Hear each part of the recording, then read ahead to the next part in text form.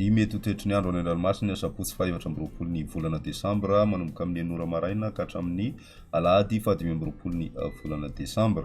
Ny sara izao amin'ny zana-bolana efa miha-manalavitra ny Madagasikara ilay rindraona vokany dia manomboka miverina maina amin'ny ankapobeny ny morontsiraka ankoatriny any amin'ny tapany avaratra atsinanana izay somary mbola misy ny tandrivo-drahona iray kotroka ao anatin'izay dia mila mitandrina hatrany satria dia misy ny tafiotra ao anatin'ny oram-baratra ary ny ranomasina ihany koa dia somary mafimafy amin'izay toerana mety ahitanan'izay oram-baratra izay. Ny toetrandrontsika ary any amin'ny morontsiraka atsinanana Nosy Cap d'Ambre hatrany Cap Est anorana tandrivo-drahona mety iray kotroka ary ho avy atsimo ny rivotra ka ho 7 ka hatramin'ny 9 kilometatra isan'ora, hahatratra 20 kilometatra isan'ora indraindray indrindra manakaiky ny Cap Est.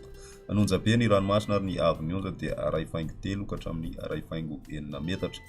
Cap Est hatrany Manoro anorana tandrivo-drahona ary ho avy atsimo amin'ny ankapobeny ny rivotra ka ho 7 ka hatramin'ny 7 kilometatra isan'ora, hahatratra 20 kilometatra isan'ora indraindray manakaiky ny Toamasina. Iovaova kosa ny morontsiraka rehetra any amin'ny faran'ny fehimpotoana ka ho 7 ka hatramin'ny 9 kilometatra isan'ora. Anonjabe ny ranomasina ary ny avon'ionja dia 2.5 ary iena 2.2 izany manomboka ny tolakandro. Manoro hatrany Taolanaro anorana tandrivo-drahona Mahalana ary ho avy avaratra atsinanana amin'ny ankapobeny ny rivotra ka ho 7 ka hatramin'ny 9 kilometatra isan'ora, hahatratra 20 kilometatra isan'ora any amin'ny morontsiraky Taolanaro. Anonjabe ny ranomasina ary ny avon'ionja dia 2 ka hatramin'ny 2.4 metatra.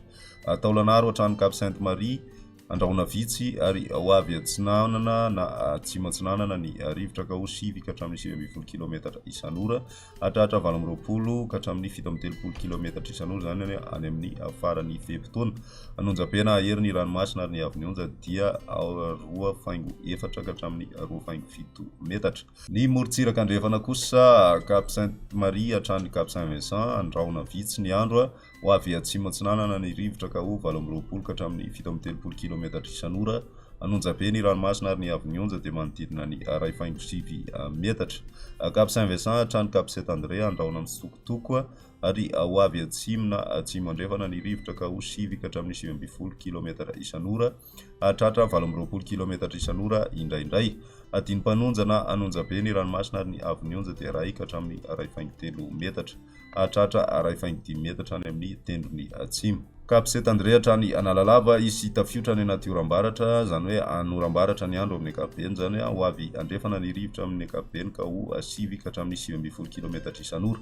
Ho tonona adiny-panonja ny ranomasina fa ahery kosa ny any anaty oram-baratra ny avon'ionja dia ho latsaky ny 2.7 amin'ny ankapobeny. Analalava hatrany Cap d'Ambre anoram-baratra ary ho avy andrefana ny rivotra ka ho 7 ka hatramin'ny 9 kilometatra isan'ora.